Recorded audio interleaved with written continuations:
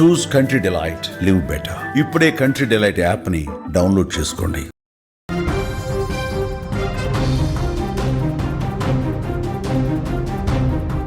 కోట్ల రూపాయలు సంపాదించినా సరే, గొప్ప గొప్ప ఉద్యోగాలు చేసినా సరే, ఇంట్లో పాచి పని చేసినా సరే, పెద్ద పెద్ద సంఘ సంస్కర్త అయినా సరే, ఏ మహిళైనా మగాడైనా సరే, వివాహేతర సంబంధం వైపు అడుగులు వేశారా మీ జీవితాలు నాశనమైపోతాయి. ఇప్పుడు నేను చెప్పబోయే కథ అదే. నల్గొండ జిల్లాలో ఆర్ఎంపీ డాక్టర్తో పరిచయం ఉన్న ఒక మహిళ అన్యాయంగా హత్యకు గురైంది. నల్గొండ జిల్లా గుర్రంపోడు మండలం జునుతల గ్రామంలో వెలుగు తీసింది దుర్ఘటన. మీరు స్క్రీన్ పైన చూస్తున్నారు ఒక కారుని. ఈ కారే ఈ హత్యకి కారణంగా కనిపిస్తోంది. గుర్రంపోడు మండలం జునుతల గ్రామానికి చెందిన మహేష్ అనే ఒక ఆర్ఎంపీ డాక్టర్కి అదే గ్రామానికి సంబంధించిన ఒక మహిళతో పరిచయం ఏర్పడింది. ఆ పరిచయం వివాహేతర సంబంధం వైపు అడుగులు తీసింది. కొంతకాలంగా ఇద్దరికీ వివాహేతర సంబంధం ఉన్నట్టుగా పోలీసులు అనుమానిస్తున్నారు. అయితే ఆ మహిళని నిన్న రాత్రి ఆ Mahesh, RMP doctor Mahesh pick చేసుకుంటానంటూ మల్లేపల్లికి రమ్మని చెప్పారు. ప్రస్తుతం ఆ మహిళ నల్గొండ టౌన్లో కుటుంబంతో కలిసి నివాసం ఉంటుంది. అయితే ఆ మహిళని మల్లేపల్లికి రమ్మని చెప్పి అక్కడ మహేష్ ఆ మహిళని తన కారులో ఎక్కించుకున్నాడు. మీరు స్క్రీన్ పైన చూస్తున్న కారు రాత్రి ఆ మహేష్ తీసుకెళ్లిన కారు. ఈ కారులోనే మహేష్ ఆ మహిళని మల్లేపల్లిలో పిక్ చేసుకున్నాడు. పిక్ చేసుకున్న తర్వాత కారులోకి ఎక్కించుకున్న తర్వాత ఆ మహిళతో ఘర్షణకు దిగాడు, గొడవ పడ్డాడని తెలుస్తోంది.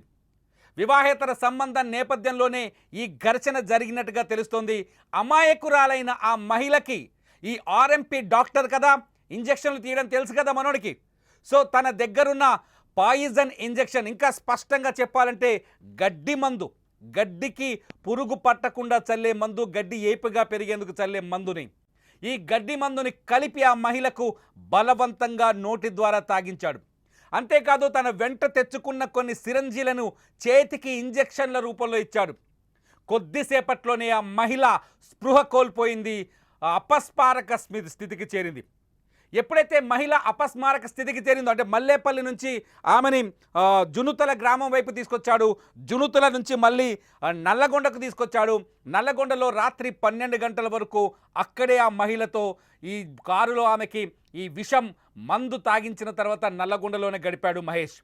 ఆ తర్వాత మళ్ళీ ఆ మహిళని తీసుకొని దేవరకొండ రోడ్లో మళ్ళీ ప్రయాణమయ్యాడు. జునుతల గ్రామం చెక్పోస్ట్ దగ్గరికి వెళ్ళగానే, గుర్రంపోడు మండలం జునుతల గ్రామం చెక్పోస్ట్ దగ్గరకు వెళ్ళగానే అప్పటికే అక్కడ పోలీసులు పాట్రోలింగ్ చేస్తున్నారు. అయితే గుర్రంపోడు మండలంలో ఈ మధ్యకాలంలో గొర్రెల దొంగలు ఎక్కువైపోయారు. రాత్రిపూట వాహనాలు తీసుకొని వచ్చి మందల్లో ఉన్న గొర్రెల్ని ఎత్తుకెళ్తున్న దొంగలు తిరుగుతున్నారు. ఈ నేపథ్యంలోనే పోలీసులు రాత్రి కాపలా కాస్తున్నారు అక్కడ. అయితే ఈ మహేష్ పోలీసులని చూడగానే లైట్లు ఆఫ్ చేశాడు.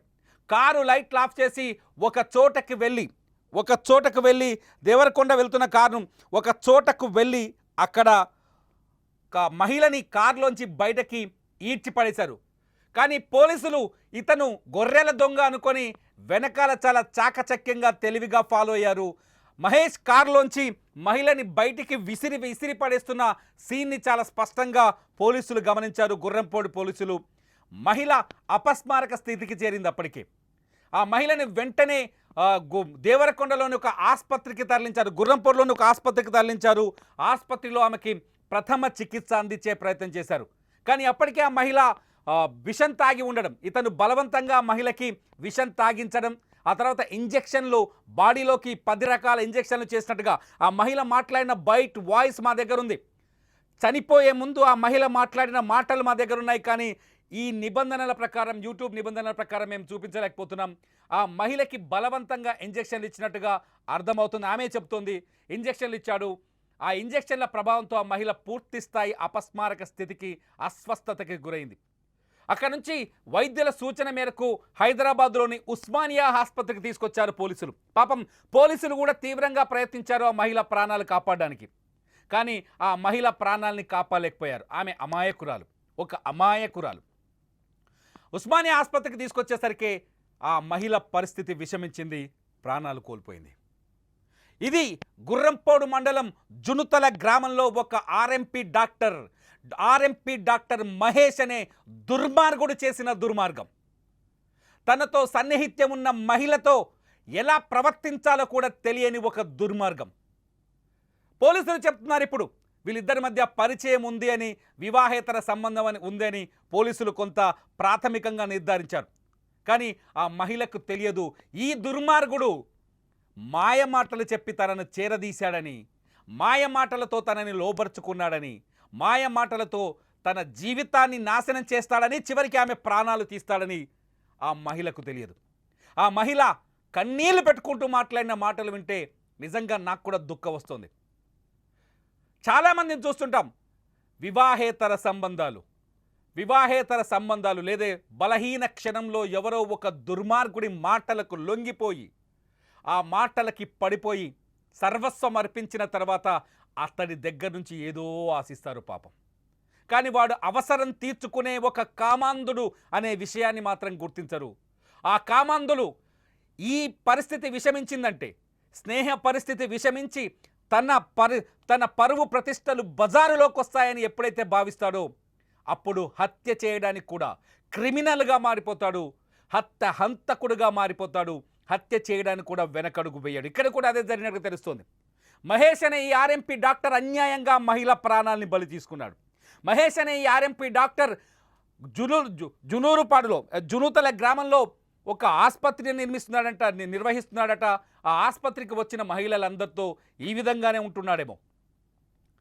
ఈ మహేష్ చేసిన ఈ దుర్మార్గపు పనితో ఇప్పుడు ఆ మహిళ కుటుంబం రోడ్డున పడింది. ఆ మహిళ పిల్లలు ఇప్పుడు అన్యాయానికి గురయ్యారు, తీరని అన్యాయానికి గురయ్యారు. జునూతల గ్రామంలో ఇప్పుడు ఈ సంఘటన దుమారాన్ని సృష్టిస్తోంది. ఇటువంటి ఉదంతాలు చాలా చోట్ల రెగ్యులర్గా చూస్తున్నాం. డబ్బున్న కుటుంబాల్లో చూస్తున్నాం, చదువుకున్న కుటుంబాల్లో చూస్తున్నాం, ప్రపంచాన్ని చైతన్యపరుస్తామన్న మేధావుల్లో కూడా చూస్తున్నాం. చిన్న చిన్న బలహీనతలకు లొంగిపోయి, బలహీనతల కారణంగా దుర్మార్గుల చేతులకు చిక్కి జీవితాన్ని నాశనం చేసుకుంటున్నారు అనేక మంది మహిళలు. పాపం ఈ మహిళ పేరు చెప్పాలంటే బాధగా ఉంది, చెప్పలేం. కానీ ఆ మహిళ చనిపోయిందని చూస్తుంటే నిజంగా కన్నీళ్ళు వస్తున్నాయి. ఏం పాపం చేసింది? మహేష్ అనే దుర్మార్గుని నమ్మింది చదువురాని మహిళ, లోక జ్ఞానం తెలియని మహిళ. ఏదో బలహీనమైన క్షణం కావచ్చు, ఇది నిజమే అయితే పోలీసులు చెప్పినట్టుగా ఇది వివాహేతర సంబంధం అయి ఉంటే వదిలించుకోవడానికే ఈ మహిళని చంపేశాడని అర్థమవుతోంది. మరి మీరేమనుకుంటున్నారు? ఇటువంటి సంబంధాలు మహిళలని నిజంగానే వాళ్ళ జీవితాన్ని నాశనం చేస్తున్నాయి కదా. ఇటువంటి సంబంధాల పట్ల మహిళలు అప్రమత్తంగా ఉండాల్సిన అవసరం ఉందా లేదా? మహేష్ లాంటి కీచకుల పట్ల జాగ్రత్తగా ఉండాలా వద్దా? ఇలాంటి కీచకులను ఎదుర్కోవాలంటే ఏం చేయాలి? మీరేమనుకుంటున్నారో ఈ వీడియో కింద కామెంట్ చేయండి. చూస్తూనే ఉండండి లైవ్ అప్డేట్స్ కోసం సుమన్ టీవీ లైవ్, అట్లాగే సుమన్ టీవీ డిజిటల్ లైవ్.